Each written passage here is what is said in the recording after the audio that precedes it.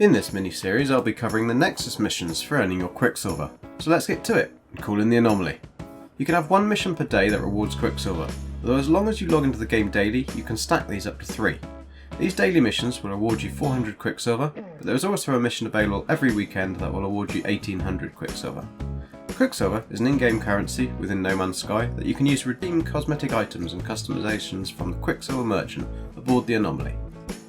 The mission today is called the Spine of History and requires us to unearth ancient bones and share the data with Nardo and Polo's planetary contact.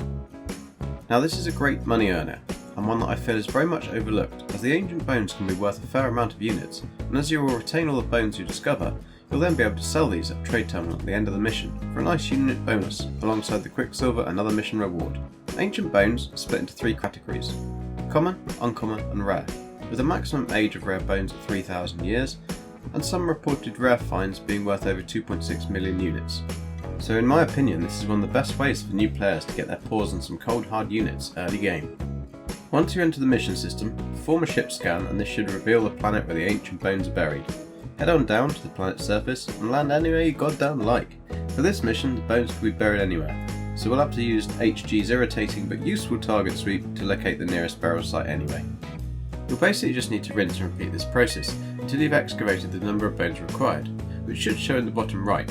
If this isn't shown, check in your log and make sure you have the right mission selected, as the game may have switched to another mission accidentally.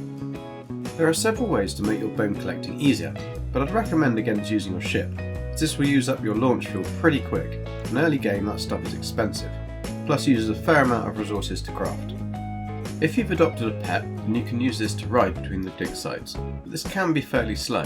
So in my opinion, the best method early on, provided you have unlocked the blueprint, which can be done at the Anomaly in exchange for salvaged data, is to build the Pilgrim Exocraft. The Pilgrim Exocraft is the Batmobile style bike and requires 5 metal plating, 100 silver and 5 dihydrogen jelly to construct, but can be built without having to have a base on the planet. The great thing about this craft, aside from being the cheapest to construct, silver can easily be collected from mining a few asteroids on your way to the planet, is that with the new boosted technology slots from the Waypoint update patch 4.04, you'll have at least 2 of these available straight away, so you can move the engine and the boost module to these boosted slots to really get some better performance.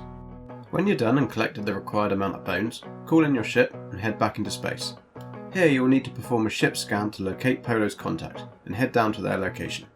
Interact with the NPC and that will have nearly completed the mission. Now I say nearly, as in order to fully complete the mission and receive the Quicksilver and other mission rewards, you'll need to ensure that you go back to space and go to the Anomaly and interact with the Nexus to complete the mission. Failure to do this part will void the mission and you'll lose the mission rewards including the Quicksilver. I hope this has been helpful. I'm GG and thanks for watching. See ya!